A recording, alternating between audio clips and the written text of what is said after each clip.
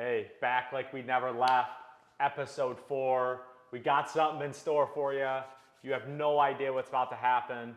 You know, we did 3 episodes and we were talking as a group, healthy conversations, and we decided we're going to change the podcast. So it's going to be a special one. This will kind of be going forward.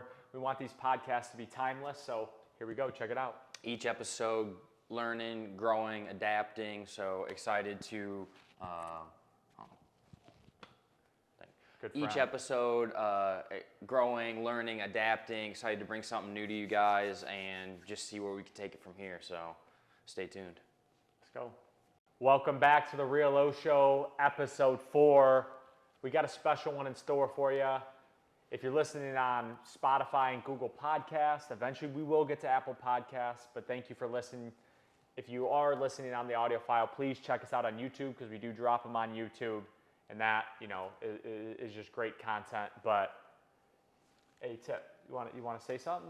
We'll introduce everybody before we kind of go around here. Say something to the crowd. What's going on? We got a special one in store today. We appreciate you guys tuning in. YouTube, Spotify, Google Podcasts. This is something that we're doing something new. We're doing something that we haven't done before, and come along for the journey. You got something, Moshe? Just we're trying to make these podcasts a little more timeless, so enjoy. Here we go. All right, yeah. So this is podcast 4. First 3 have been sports, maybe a little. First 3 have been us just kind of figuring out the space, figuring out what we want to talk about, getting our flow down, getting that dynamic down. For sure. So we were talking and we were like, Joshua obviously does the editing. And, is really the mastermind behind everything. And he was talking, he's like, well, we're doing these sports, but we kind of release it a week late, and that news is kind of already old news. And it was a very good point. And then, we kind of talked about, well, do we drop the audio file right away, and then we just do the YouTube video a week later? And then, through all of that, we decided that, hey, I just talking about sports or just talking about music, and obviously we can talk about business, and we can still do that stuff. But we want these to be like timeless things where we're really talking about like life and our own experiences and what we're learning and truly just have a deep, meaningful conversation is what we're searching. Definitely. We want to open it up to more than just people who might be interested in sports or music or whatever. We want people to be able to go back and listen to these different podcasts and be able to find value in them. Right. So without further ado, let's get into it. Hey, so topic of discussion, all right? And these could be 2 different things, but I'm just going to kind of throw it out there, and we can kind of we can figure our way through it. So, I've been on this thing the last 2 days is redirection in life, and it can come with adversity, and that's why I'm kind of leaving it up. Do you want to talk about adversity? You want to talk about redirection? I'm going to take it more redirection because I think adversity brings the redirection. And what I mean by redirection is, a lot of times in life, whether it's going good or bad, usually redirection comes when it's going bad. Usually, and that's what adversity is. Definitely. And redirection is something happening in your life the way you didn't think, the way you didn't want, the way you didn't plan. But with the redirection, usually in the end, ends up better. Comes an opportunity. Absolutely comes an opportunity. So that proverbial fork in the road, if you will. For sure. When you have an opportunity to make 2 different choices and go 1 or 2 ways with something. But see, that's the thing. It might not even have 2 choices. But what I mean by redirection, so I relate like my redirection, right? We were talking earlier, like with my baseball career. The redirection came from pretty much me and Joshua almost meeting each other again after being away from each other during COVID. Yep. And kind of opening my eyes to something I didn't really think about before with business, with being a content creator, with trying to do all this stuff I've never really thought about. Then I still went back to baseball, and it's just like after I kind of had that taste and really tried to find like my passion through that and something that I really enjoyed. Baseball never had my heart in the first place. But the redirection was kind of me and Joshua doing our own thing. And, you can have redirections in relationships, with family, and being able to take that and be able to take the pain from that and use it to your advantage and grow from it and learn. So I don't know if you want to talk about your experience or if you want to talk about just like redirection and adversity in general, but just something that people that can think about. Yeah, I mean, I would say that a redirection point in my life was when I was still working in a restaurant in Kalamazoo, and just finally got to a point where I knew I wanted to take it and do something different with my life. So that's a hard point to be in as well, because it's really just open to you. You can take it wherever you want. So I hate to cut in. It's open, but it's almost, the redirection comes, you said it right, with almost like a fork in the road. It's not so much a choice. I think when you have that redirection, you're pretty much going downhill, right? In the redirection could be, yes. And the redirection is, okay, I'm done feeling like this. What can I do to like get back on the right track? Right. Yeah, I mean, it's a opportunity that life is presenting you, saying, hey, maybe you need to think about things differently. Maybe you need to consider other options. Maybe, whatever path you're on right now is not the path that's destined for you. And, like I said, I think it is a choice, because, a lot of people, and myself included, like to do the easy thing, like to maintain the status quo. Change is hard, and it's something that we as humans shy away from. Change is very hard. And like we were talking about a little bit earlier, a little warm up for the podcast, most of the time, I think what people don't understand or might not grasp is that the redirection offers you the harder choice. The redirection is when you have to, double down on your work effort and really do things outside of your comfort zone in order to change and respond. No doubt. No, that's you're 100% right. And that's kind of when I was talking about the redirection is painful. Like it's painful. You're going through something that's uncomfortable, and that's what I kind of started off with. It's something you don't want. Like usually the things that people don't want to do is usually painful, but kind of once you work through that, then you're like, oh shit, like that wasn't. I needed that. Like I'm thankful for that to happen, and I think that comes with just getting through the process. You got anything to say? You quiet over there, just listening? Just taking it in. Josh was just taking it in, but I do. The reason why I'm kind of on the redirection thing is, I think too many people, and I think me for a while, were chasing, lack of a better term, almost materialistic things, maybe external, maybe external things is the better way to say external motivators. And what we were talking about earlier was, there's a process, there's a journey, there's a destination, right? The people who maybe don't want to get redirected, or maybe can't catch themselves as they get redirected, or can't just find themselves through life, is because they're chasing the destination. But the thing is when you're always chasing that destination, you could run into that destination, but if that's the only thing you're chasing, you're going to realize that it wasn't meant to be. It wasn't as great as you thought it was. Yeah, you might have built it up to be something that, for sure, can't be attained. Like we were talking about, a lot of people like to throw out there, it's not about the destination, it's about the journey, it's about the process, which I agree with.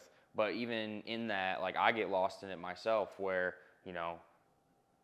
do I really love the process? Do I really love the journey of every day? Each day is hard.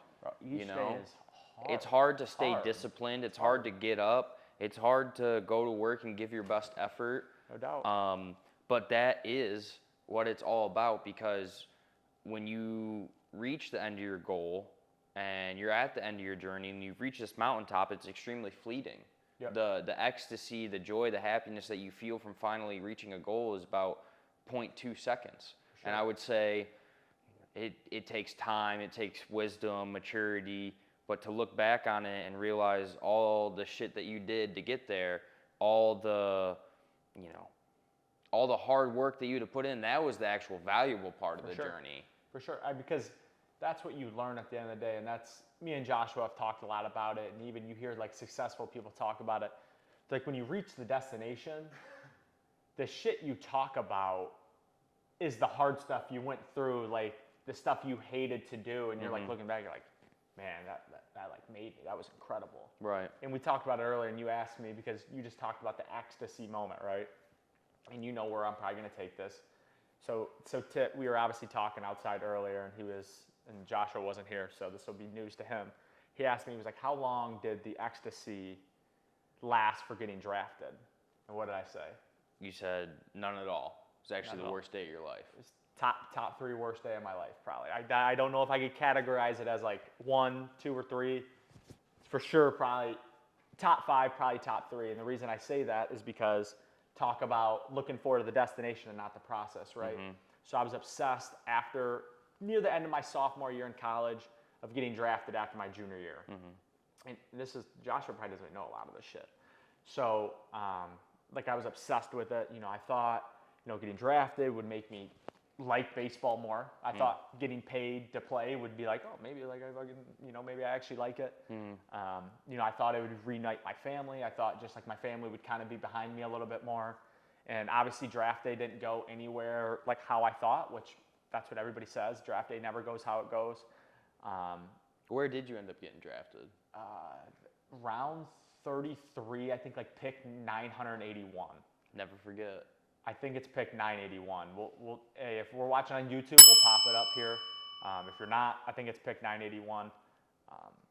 I don't think there was 980 players better than me in that draft, but that's where the cards fell. And just because in my head, I was like, it would make me feel different. I thought I was going to get drafted high. I thought I was going to get more money, and not getting any of that, and pretty much getting what I didn't want, I didn't think about, got redirected. Yeah. What we're talking about, it fucking shook me up, and that was kind of, man, I even like thinking about it right now, I don't have a true like ecstasy moment with playing professional baseball just because I was obsessed with the destination and not the process of getting there. Mm-hmm.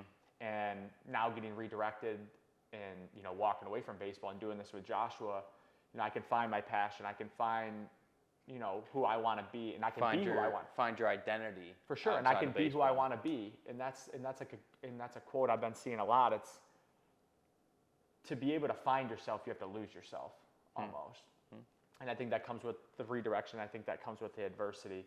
But I want to bring Joshua into this, so I'm going to ask him a question here. So Joshua played professional hockey as well. Did you have any ecstasy moments? Did you have a top of the mountain of playing professional hockey? Did you, was it something you dreamed about? Yeah, I mean, for me, like, hockey was weird. Yeah, come on. Sure. Right. Joshua mutes his mic when he's not on. He doesn't want to. Yeah, it's just because this mic picks up other people's talking. So I don't want to like have bad audio. But yeah, I mean, for me, hockey was weird. I would go into ebbs and flows of like liking it, not liking it. I don't know. I would say you playing professional baseball re-inspired me to want to play professional hockey. Because when I went into college, I was like, bro, I'm going to come here. I'm for sure going to go play pro. Like, I was like, I'm going to go play pro. Like, I have a body to go play pro. It's crazy you thought about that, because I never once in my life thought about playing pro. But it wasn't really like, mom and dad kind of put it on to me. Like, dad from a young age was like, you're going to play pro hockey. Especially when I was like 16 years old, bro. I'm getting NHL teams talking to me. So like Kurt's all up in his shit about it. But it's different. Like, and then I went and played hockey. And then my first 2 years, like my first year playing top 4 minutes, then I get hurt. Come back my sophomore year, we have 12 D. We have 7 senior D. I was like, fuck. We had 2 freshmen D that were still playing every game. We had seniors getting scratched.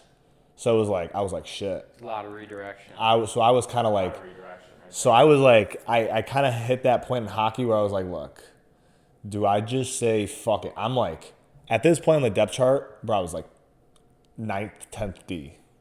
I'm sitting there looking like, bro, okay. 3 of these defensemen are all Americans. So I'm like, I'm not playing over them. They're all right-handed. I'm right-handed. So I thought to myself, all right, these guys are all... I kind of had like that look in the mirror moment where I was like, bro, I got to kind of figure out who I am. That's powerful. But that's the one thing I think one of my greatest strengths is I know my role. Like, I knew who I had to be, and then that projected me because everyone else was trying to be the guy. And instead of being the guy, I was like, I'm going to be the guy that does their job. Yeah. And then everyone respects the guy that just does their shit. So, I mean, my like ecstasy moment, I mean, I don't know. It's been bittersweet. You don't have Was to there have any one. like ecstasy I when would you say finally signed? so. No, I would say my ecstasy moment. I'll say this, and it was kind of like a mixed bag. Was probably like my first game playing pro, because like Zachary watched, like my like some really close, like some of my close friends watched. Tip watched. I was Tip, there. I was there. yeah, Tip was there. Tip watched my first game too. So I mean, like I had a lot of like that was a good moment. And it being in Toledo, like that was kind of sick. Close to home. Yeah, but then it was also that game though. I only played because one of the guys was hurt. So it was like I went into warm-ups, like they straight up told me in warm-ups, they're like, yeah, you're only gonna play if Marcus can't. And I was like, fuck. So I'm going out there mentally like I'm not even kidding, bro. I like did a half warm-up. I'm like, bro, I'm looking at him going, bro, he's healthy, bro. I'm not playing. So I was like, I'm in fucking warm-ups. I'm just like shooting the shit. I'm like throwing saucer passes, like, cause like, bro, I was the extra guy. So I'm not warming up like regular warm-up. Like everyone's got a partner passing. I'm just sitting there just fiddle fucking. I'm like waving at some kids and shit, like just messing around. And next thing you know, they come to you and say you're starting. No, it's not even that. There was 5 minutes left in warm-ups, and he just skated off the ice. And I was like, oh, it's showtime. I better get ready. Because I was like, and then it, but then again, like, I wasn't worried. Like, it's hockey. Well, so you talk about, or like I was talking about, how fleeting the reaching of the mountaintop is. I think that's a great example of an even like shorter lived like ecstasy, because it's like you realize that like you've reached your dream in that moment, and you have no time to take it in or revel in it because you had to start preparing immediately mentally for the game to start. And it was cool. Like I prefer, like, that doesn't matter to me. I think after that though, it was like I had already did it, so then I was like, man, that's cool. And then like the grind of pro hockey, Right, and then it's right. just like after you've done it, because it's like when you're a kid, you think about it, you're like, man, playing pro sports, this is the shit. Like I want to play pro sports. Like Right. I want to be on TV. But then then once you reach it, everything like changes. Like we were It talking about is. with baseball. it's a you know, cutthroat. we were talking about with hockey. It's also cutthroat business. Like you want to talk about like breeding insecurities, like Yeah. breeding, like walking on eggshells. Like imagine every day going to work thinking like you're gonna get fired, thinking like I'm gonna get traded, thinking I'm gonna get sent home, like whatever it is. But like 80% of the team is like that. Yeah. It's- It's never what you think it's gonna No, be. it's like the hostility. Like especially like for me, like I was like one of the few rookies on the team. So it was like this team had just come off a championship year. Every single guy on that team was moved up. So it was like they were all the big vets wanted to come there. It's a sick place to play. They get 11,000 fans a night. They're like, bro, I want to go there. They get treated right. Sure. So it's like when I'm going there, it's like I'm a young guy, but I'm not really that young. Yeah. But to the team, yeah. Right. 25-year-old young guy? Yeah. 25-year-old rookie. I mean, like, as I'm saying, like, I'm a 25-year-old, but then again, it's like, you're also going to come in with, like, a 21-year-old rookie who, like, came from the OHL, who's just, like, just a young So I stud. think- Who's going to get treated better? I think Way better. That definitely ties into the redirection and what we're kind of talking about, responding to adversity, because you reach that pinnacle, you reach that moment where you've truly achieved your goal that you've had, and then it's fleeting and you get through it, and like I was kind of saying earlier, sun rises the next day, and then there's no longer that there's no longer that glitter and that shine to it. Now it's a job. Now you have to keep working, and it's all about For sure. It's all about getting better. For sure. And I think you said it perfect with the sun's going to come up. And that's perfect whether you're feeling great or you're feeling bad, because whether it's going good, you got to get up tomorrow and keep it good, or you got to do whatever you got to do to make it good. And if it's bad, like you're going to get another opportunity. And what I said earlier was every day is another opportunity to continue to build on what you're doing. Mm-hmm. Or if you're lost and you're trying to find yourself, you're going through shit you didn't think was going to happen, shit came out of nowhere, every day is a way to kind of get back to yourself, to build those healthy habits. And that's what we were talking about with the process. It's about falling in love with your daily habits and having that discipline to Whether I feel like it or I'm not feeling like it, I'm going to work out. Whether I feel like it or I don't feel like it, I'm going to read. Whether I don't feel like it or I do feel like it, I'm going to make content. Now, I go through that all the time with Joshua, where we were kind of talking about is, let's try to shoot a vlog every day. Mm-hmm. You know, put that emphasis out there, because it's whether you're good or, like, if you're feeling good, the vlog should be easy. If you're feeling bad, you're kind of pushing yourself out on that, being that uncomfortable, which is where you grow, and that's where, you know. Well, that's the hardest thing. The hardest thing, and it gets neglected and overlooked, but it's discipline, and it's staying true to a path and a goal. And I just want to throw this out there for people who might be listening or watching, and maybe they're thinking, you know, how can I prepare myself for, you know, a change of direction? One easy thing that you can do is you can induce that change of direction and that pivot point into your daily life, and you can do that by working out. You can use that as an opportunity to change the way that your day is going. If you're having a good day, you know, it can make it better. If you're having a bad day, it can, you know, change that around and make it better. So, and it's going to help you grow, and it's going to help you get ready for all that other adversity in your life if you take it on yourself to prepare for it. And that's something that all three of us, you know, we love to do. We love to exercise and push ourselves. For sure. And I think one thing that we'll leave it with, because we're kind of running up here on time, is one thing that's benefited me. So I'm speaking from my own experience. You guys can talk on it if you guys do it.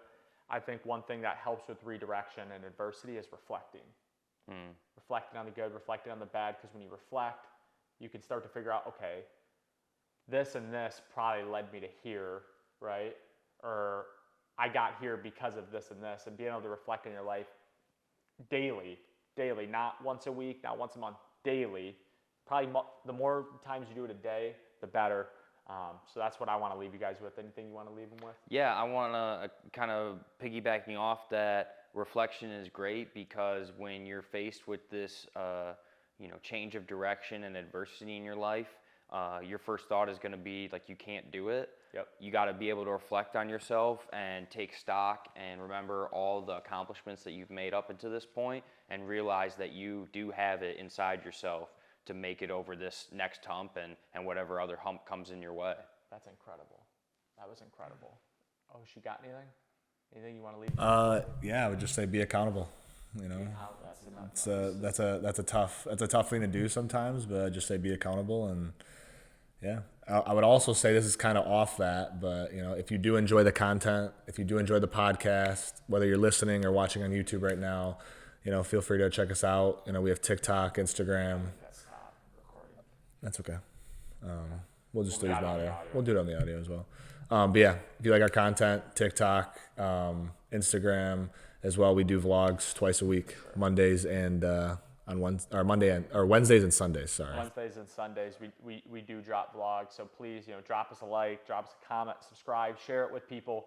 Obviously, we want these podcasts to Cards from the Basements on Monday. That's why I was getting all Cards from the Basements on Monday. But you know, we want this to be interactive, and that's what we want this podcast to be about, some timeless stuff. So hopefully you guys got something out of it. Episode 4. I'm excited. That was a great conversation, and I'm excited to just have more deep, meaningful conversations. I think that's the way we take my this. best friends right here. So I think that's the way to take this. I think this is better. It's therapy, bro. Therapy with the boys. But we love y'all. Appreciate you tuning in. Share it with some friends. Let us know if you like it or you don't. But if you don't like it, we'll probably just keep doing it. So, love y'all. Very nice. I like. Yeah, that camera shut off. I think it was fine because I heard it click. Nah, but it wasn't recording. It came like up on the something screen and it wasn't recording. That's why I said that. I mean,